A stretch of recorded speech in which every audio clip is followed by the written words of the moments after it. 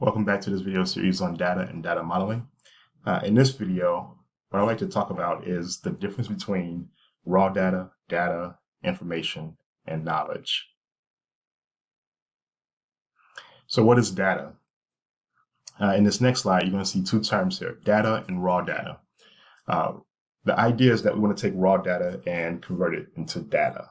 And so data consists of a bunch of raw facts, but our raw data doesn't have any context. It doesn't have any meaning or context. And so if you look at this picture here, we have these numbers here, 13434, 5668, 265, 317. But apart from what we see here to the right in terms of interest, geodata, client ID, if we just only look at those numbers, that would be what we consider our raw data. But then when we add interest that points to this number, or geodata that points to this number, we're giving it context. We're revealing the meaning of that number, and that's what converts it to data. So now that we understand the difference between raw data and data, what's next?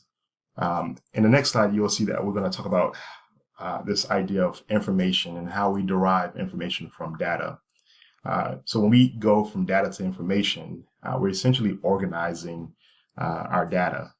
So you could think of coins. Let's say that we had pennies, nickels, and dimes and quarters.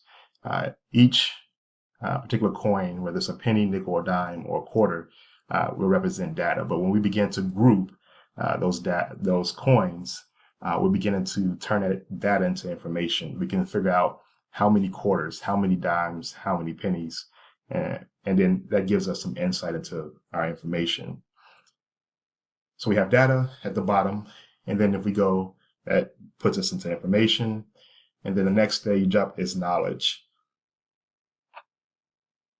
So we're looking at the next stage up from information, so from information to knowledge, we're asking the question of, can this information help give us insight in terms of achieving our goals? Or another way of asking the same question was, can this help us make decisions effectively, or make decisions with strategic insight? And then from knowledge to insight, this is where we're beginning to predict. We're beginning to forecast what may happen. And so the companies who do this, the best tend to win out competitively. And so you think about Blockbuster, Redbox, and Netflix, right? Which of these companies use data a little bit more strategically? And so the company who does that well, or who follows kind of this pyramid from data to information to knowledge to insight, are those who tend to have a greater market share and are able to strategically use their data to gain meaningful insight.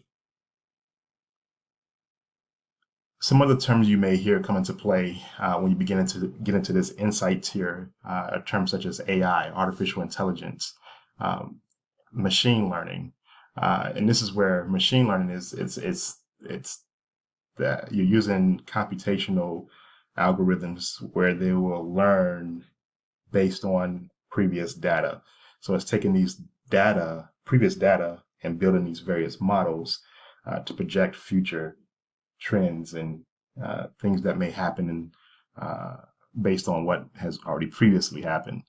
And so now we're not going to get into machine learning and artificial intelligence, but we will get into how to structure our data in a relational way. But then in the end, we will also talk about how to structure data out in the non-relational database.